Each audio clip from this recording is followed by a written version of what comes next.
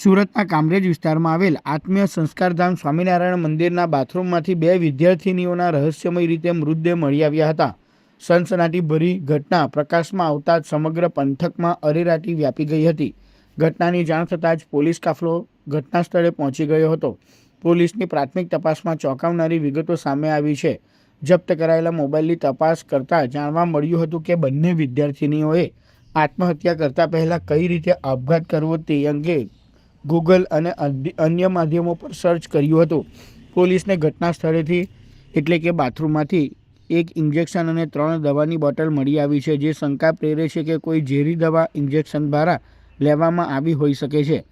જો કે સત્તાવાર પુષ્ટિ પોસ્ટમોર્ટમ રિપોર્ટ આવ્યા બાદ જ બહાર આવશે.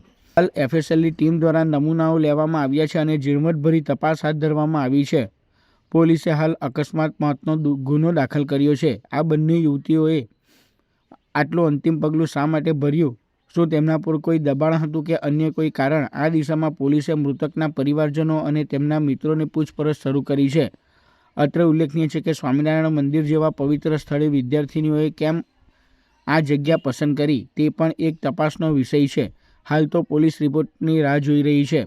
આ ઘટનાએ વાલીઓ અને શૈક્ષણિક સંસ્થાઓમાં સુરક્ષા અને માનસિક સ્વાસ્થ્ય બાબતે અનેક સવાલો ઊભા કર્યા છે.